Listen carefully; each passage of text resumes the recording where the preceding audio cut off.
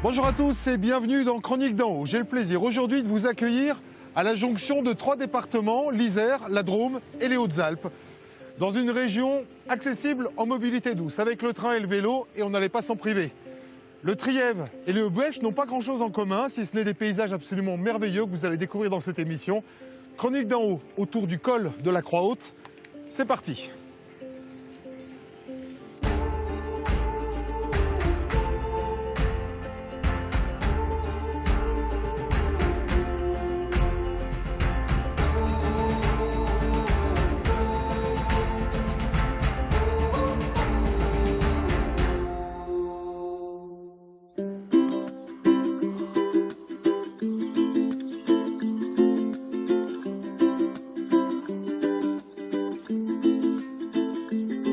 Comme une ligne de vie entre deux pays, le petit train bleu qui relie Grenoble à Gap traverse les paysages du Trièves et du Buëch, de part et d'autre du col de la Croix-Haute.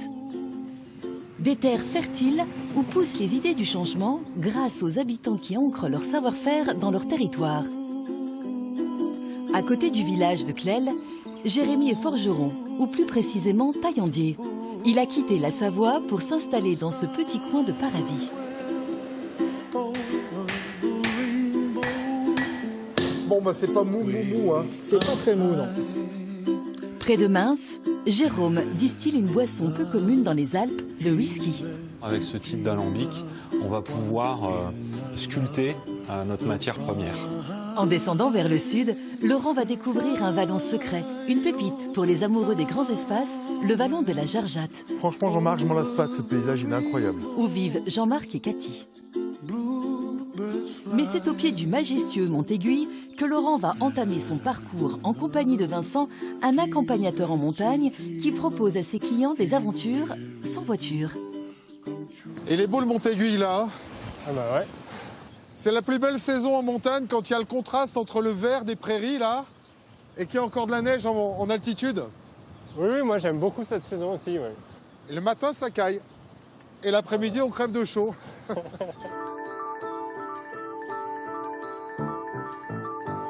C'est une histoire de dingue le Mont-Aiguille quand même.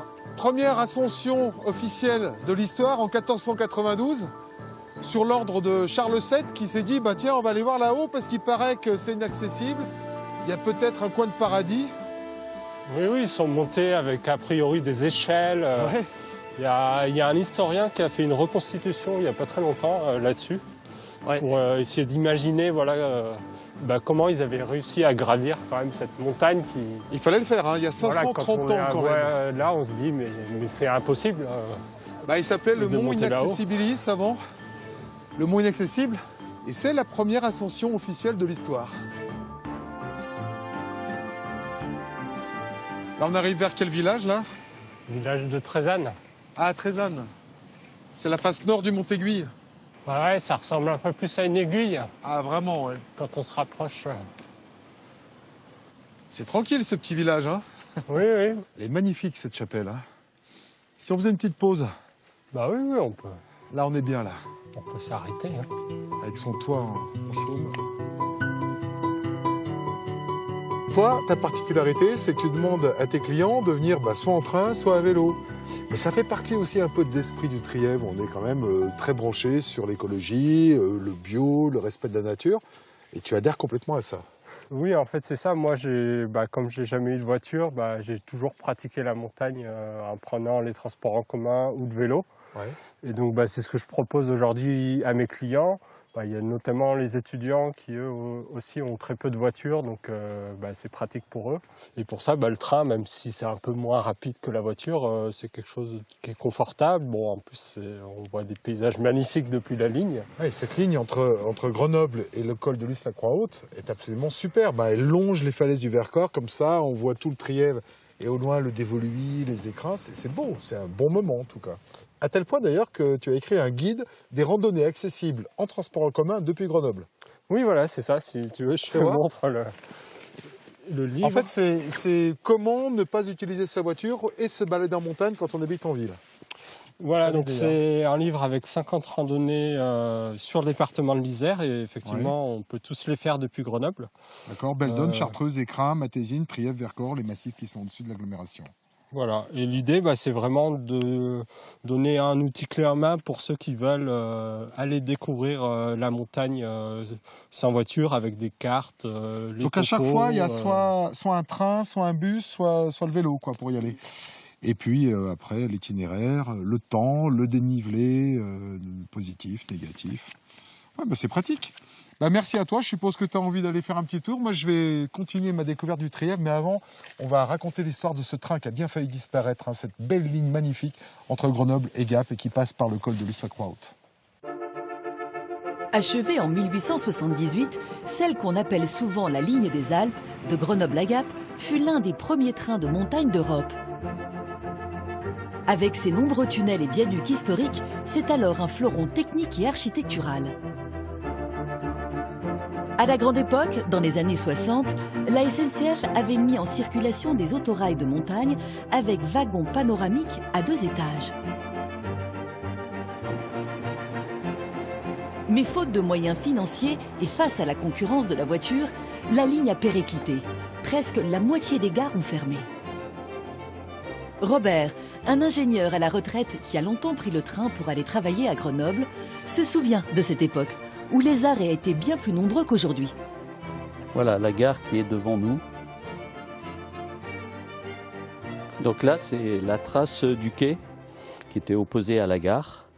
Et le train passait tout près et on montait à partir de ce quai dans le train. C'était une ligne qui a été tracée du temps du PLM, Paris-Lyon-Méditerranée. Donc c'était une alternative à la vallée du Rhône. En 2018, la ligne a failli fermer. Mais grâce à la mobilisation des usagers et des élus locaux, 35 millions d'euros ont été débloqués pour rénover 18 km de tronçons. Après 2 ans d'interruption, la ligne a pu rouvrir à la fin 2022. Malgré tout, sa survie n'est pas assurée. Ce n'est pas encore prévu en termes de financement. Il faut que l'État, les régions, les départements, les collectivités se mettent d'accord pour trouver les financements pour faire la rénovation. Alors ce n'est pas si simple que ça, puisque on ne sait pas encore exactement, mais c'est entre 50 et 100 millions d'euros.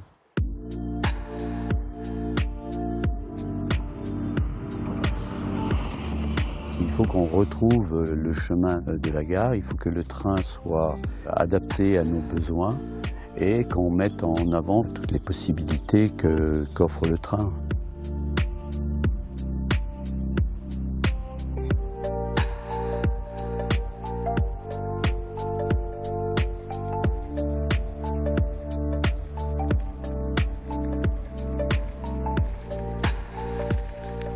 Le Trièves est une région particulièrement accueillante pour les agriculteurs qui souvent travaillent en bio, mais aussi pour les artisans et notamment pour les jeunes qui reprennent des métiers traditionnels comme Jérémy. Alors Jérémy, il est forgeron ou plus précisément taillandier et les outils qu'il fait sont uniques en leur genre. Alors je vais aller le rencontrer. Lui, il vient de Savoie, il s'est installé dans le Trièves il n'y a pas longtemps pour son activité. Et là, ça monte un peu, mais ça fait du bien. Son atelier est là, dans une ferme. Je pense qu'il a déjà fait démarrer la forge.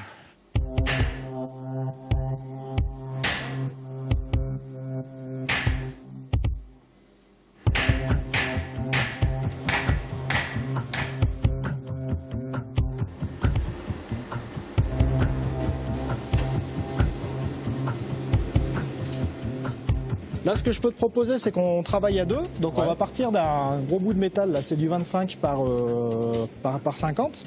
Donc, on va lui faire un trou dedans. On va le faire ensemble. Ouais. Voilà, pour fabriquer une petite hachette. Bon, mais c'est toi qui le chauffe. Voilà, c'est moi qui le chauffe, ouais. Il est déjà rouge, là, ou pas encore? Oula, non, pas du tout. Là, faut encore attendre un petit peu, là. Faut combien de temps? Et ben là, faut attendre au moins 5 minutes. Alors, on dit forgeron, mais en fait, tu es taillandier. La différence, Voilà. c'est le type d'outil que tu fabriques. Taillandier, c'est la fabrication d'outils taillants. Ouais, Voilà, tranchant. donc, voilà, tranchant. Ouais. Mais c'est la même technique. C'est quasiment les mêmes techniques. Ouais, ouais. Sauf que nous, ce qu'on va faire, c'est qu'en taillanderie, on va se rapprocher un petit peu des techniques de coutellerie. C'est-à-dire qu'on va travailler avec des aciers techniques, avec un certain pourcentage de carbone à l'intérieur. Et à la différence des ferronniers qui, eux, travaillent des aciers qui sont doux, qui sont très malléables, nous, on va travailler des aciers qui sont relativement durs.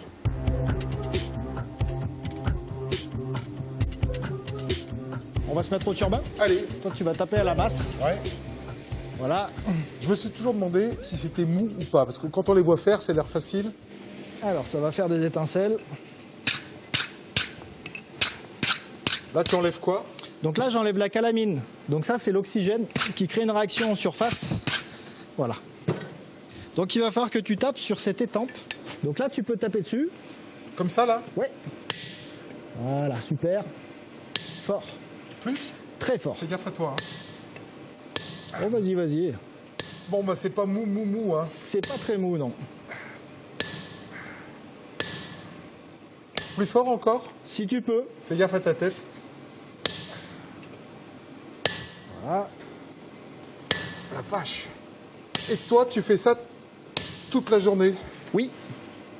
Et qu'est-ce que tu fais là? Tu le refroidis? Ouais, là, je le refroidis. Alors, ce qu'on va faire, c'est qu'après, je vais inverser. Ouais. C'est toi qui vas venir à ma place et c'est moi qui va venir frapper.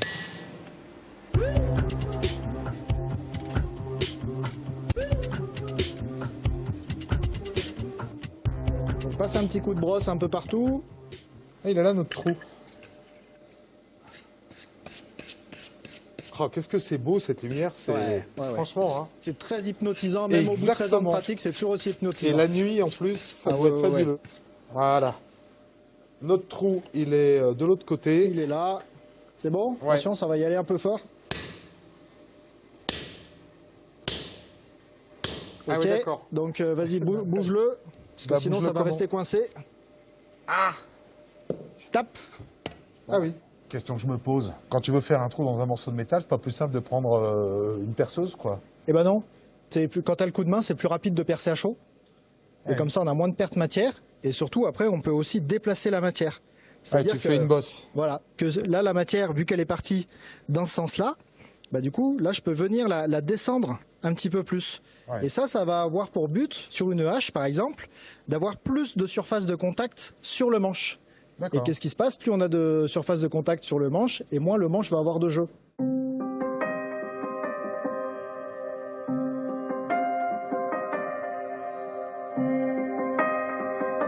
Quand c'est fini, c'est comme ça. Voilà, quand c'est fini, c'est comme ça. Ouais, tout à fait. Donc ça, c'est le trou qu'on a fait. Ouais.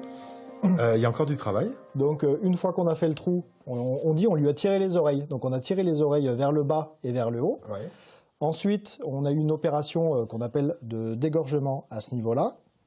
Et ensuite, c'est tout ce qui va faire l'âme de la hache, c'est-à-dire qu'on va venir lui rajouter un deuxième acier à l'intérieur. Donc c'est-à-dire que sur le bâti, on a un acier qui est doux, donc c'est-à-dire un acier qui absorbe le choc. Et sur le tranchant, on a un acier qui est dur et du coup qui va être très coupant. Et la limite est où alors? Alors bah là, on la voit pas parce qu'elle a été bien soudée. Ouais. Le plus étrange des outils, c'est celle-ci. Elle est déportée. On n'a pas l'habitude de la voir. Elle sert à quoi? Donc c'est une hache dit d'équarrissage. C'est ce qu'on appelle une dauloire. Ouais. Ou après, il y en a qui appelaient ça à l'époque ce qu'on appelait des épaules de mouton. Donc ça, c'est vraiment des haches qu'on trouvait en 1800 et quelques. Donc ce qu'on appelle vraiment la traditionnelle épaule de mouton. Et donc ces haches, elles vont venir servir pour dégauchir des billes de bois, donc pour fabriquer des charpentes. Et en fait, c'est comme si c'était un gros ciseau à bois, et du coup, qui vont nous permettre de faire des faces plates sur une bille de bois. Donc attention les pieds. Hein. Ouais. Donc il faut avoir un petit peu d'équilibre. Et savoir viser parce que les pieds sont pas loin quand même. Hein. Alors, on n'est pas comme les Japonais qui font ça pieds nus. Hein. Ah. Donc là maintenant, tu prends ton outil. Voilà, tu as déjà dégrossi. On a déjà dégrossi.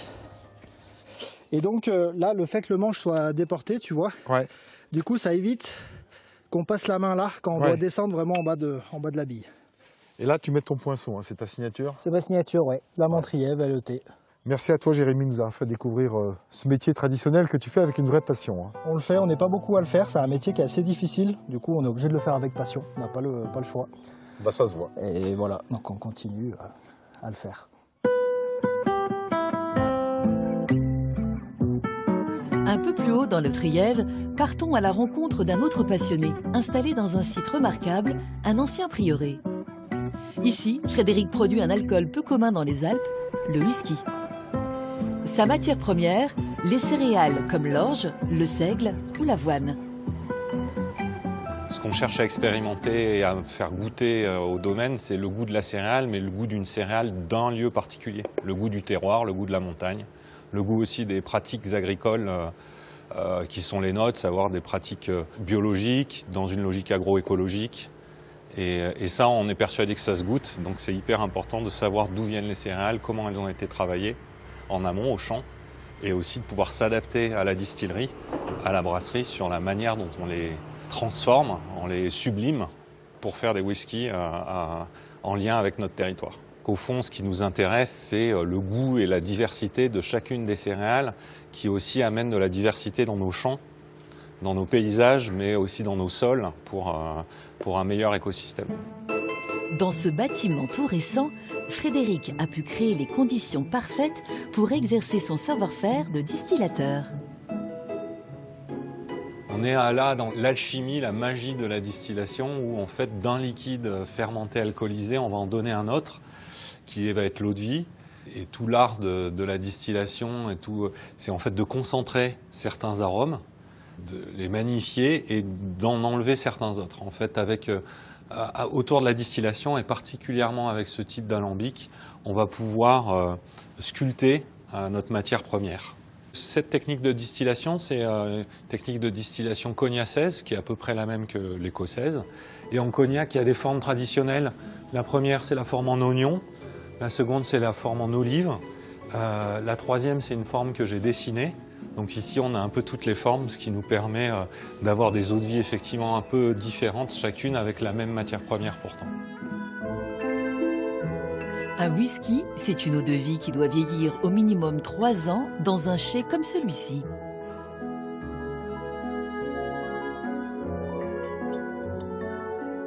Donc là, je mets dans le verre un whisky en devenir. Je sais qu'il est jeune encore, qu'il a moins de 3 ans. Il est encore clair. Ce qui donne la couleur du whisky, en tout cas dans nos whiskies, c'est le bois uniquement. C'est les tanins du bois qui colorent les whiskies. Au domaine des eaux de glace, c'est ça le pari. Et l'envie, c'est de considérer la matière première, de considérer la céréale. La céréale, c'est un peu l'aliment de l'humanité pauvre depuis des millénaires. Mais en fait, ce qui est magnifique, c'est qu'en la travaillant, on peut la sublimer. Et c'est ça qui se passe là. Et du coup, ce fruit sec, austère, discret, modeste, par la distillation, par l'élevage, ça devient un fruit exubérant, complexe, raffiné. C'est ça que j'aime dans le whisky.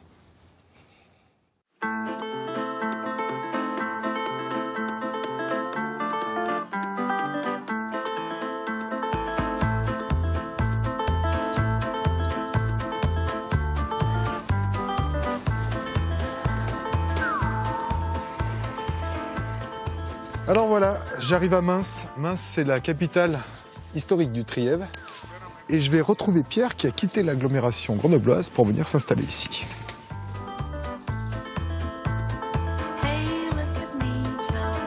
Pierre, tu viens d'où exactement? Tu t'es retrouvé comment à Mins? Ben moi, à l'origine, j'étais sur l'agglomération grenobloise. Puis à un moment donné, j'ai eu envie de changer, de réorienter ma vie professionnelle et familiale, et de sortir de cette agglomération-là. Et du coup, je me suis tourné sur des territoires plus ruraux, sachant que moi j'aime bien la montagne, donc c'était plutôt le sud de l'Isère. Et je suis arrivé là un petit peu par hasard, et j'ai ressenti une accroche très rapidement. Et moi, c'est ce côté insulaire un petit peu qui m'a attiré, pour être honnête au départ. Insulaire voilà. Et en même temps très ouvert géographiquement sur plusieurs régions différentes. C'est pas contradictoire. Mais c'est cet assemblage-là qui a attiré ma curiosité, qui m'a donné envie de rester. En fait, ce village, il a une particularité, c'est qu'il y a 1500 habitants seulement, mais on le sent très vivant, il y a du commerce, et pourtant, il n'y a pas de station de ski, par exemple, c'est pas du tourisme, on est un peu en retrait de la route nationale. Alors comment on vit ici ? Eh ben, on vit bien. On vit bien. Effectivement, il y a un tissu commercial qui est très développé. En même temps, il est très fragile. Ça demande vraiment de s'y intéresser au quotidien. Tous les élus successifs, depuis plusieurs mandats, ont toujours refusé l'implantation d'un espace commercial quel qu'il soit, et Dieu sait que les demandes arrivent, justement pour préserver ces commerces de centre-bourg. Les populations nouvelles qui arrivent, elles font vraiment le geste de consommer aussi local. Et en plus, on a un service, ces commerçants-là, ils nous rendent un service. S'il y a un besoin, eux, ils font les allers-retours pour compléter leur achalandage. Si on a besoin particulier, ils nous le ramènent. Donc cette notion de service, elle est aussi importante, quoi. Donc il suffit pas seulement dire il y a qu'à Faucon, j'aimerais bien que. Il faut vraiment s'investir dans la vie d'un village quand on veut être en adéquation avec la raison pour laquelle on est venu. C'est ce que tu as fait, c'est ce que plein de gens ont fait ici. Et puis il y a ce train qui est vital pour la région, y compris de l'autre côté d'ailleurs, le Haut-Buèche. Ça dessert Luce-la-Croix-Haute jusqu'à Gap ensuite. Ah ben c'est sûr que c'est notre axe principal. Il y a un collectif sur le Trièves et un aussi dans le sud. On se bat pour que cette colonne vertébrale reste entre le nord et le sud et que le Grenoble-Marseille puisse se faire par ce train-là. Parce que c'est vraiment un axe de vie pour nous. Et son utilité voyageur au sens large. Ouais, c'est ça. Merci Pierre. On va reprendre la route en direction de Luce-la-Croix-Haute justement, chez les voisins du sud. Bonne route, hein, là ça devrait tenir en vélo. Donc. Ouais. Il faut de la cuisse. Hein. Ah mais oui. Ouais, ça monte. C'est clair.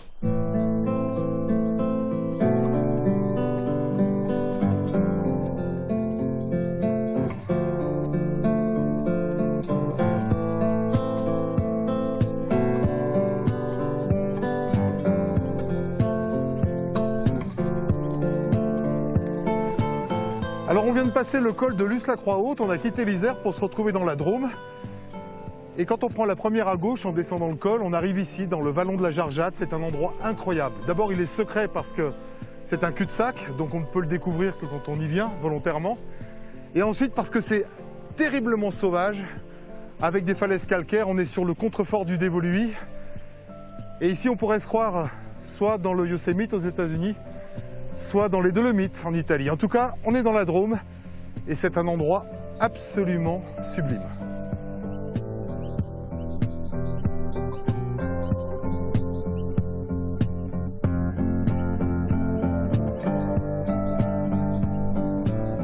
Salut Jean-Marc. Bonjour Laurent, enchanté. Belle petite balade à vélo pour venir depuis Luce-la-Croix-Haute. Oui, heureusement ça monte pas trop quand même. Non, c'est bien, c'est juste ce qu'il faut. Alors ici, en fait, on est à la confluence de plusieurs climats, de plusieurs départements, de plusieurs régions. On n'arrive pas bien à situer ce fameux vallon de la Jargeat qui est dans la Drôme.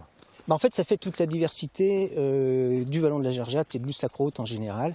C'est qu'effectivement, on est pile sur la barrière climatique entre les Alpes du Nord et les Alpes du Sud. Ouais. Donc on a des grosses influences de nord qui nous donnent un climat très montagnard. Et si il ne fait pas très beau, tu quittes le vallon et la commune de Luce et en 10 km, tu es sous un soleil méditerranéen. Et au milieu des lavandes. Enfin, pas en hiver, mais je veux dire, on a quand même des caractères très différents dans ce département de la Drôme. Pour beaucoup de gens, la Drôme, c'est la Provence, déjà, ce qui est vrai. Ouais. Mais c'est aussi ça. La vraie montagne, la haute montagne, parce que là, quand même, il faut y aller. Hein. C'est le petit côté alpin de la Drôme. Et qui est particulièrement, effectivement, spectaculaire.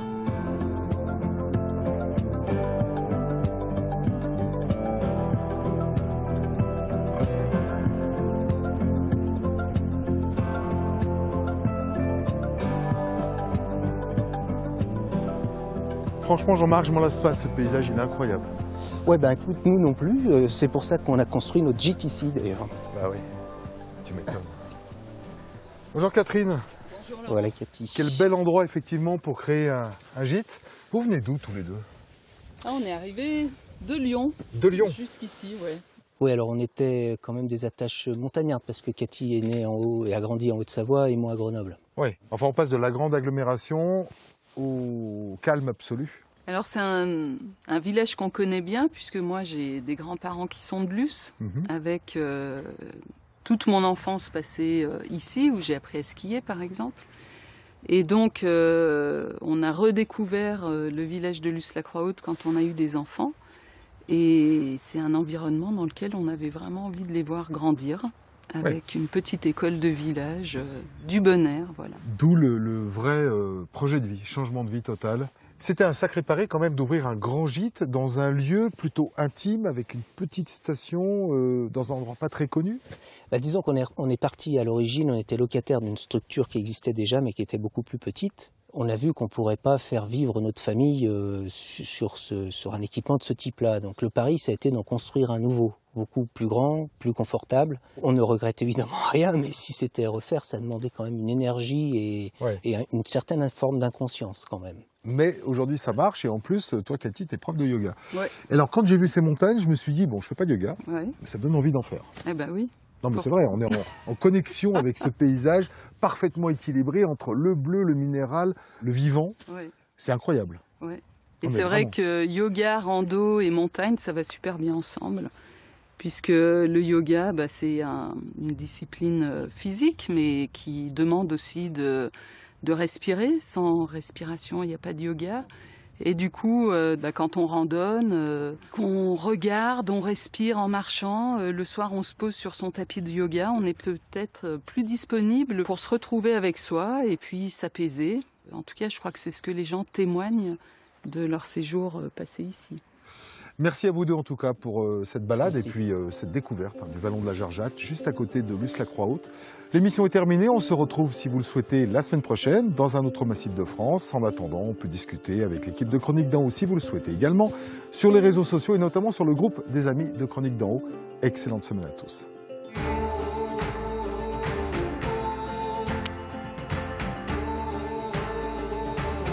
Salut les poules! Alors voilà l'une des maîtresses des lieux, la maîtresse des lieux. J'en ai qu'une. Hein. Oui, c'est ce que j'ai compris.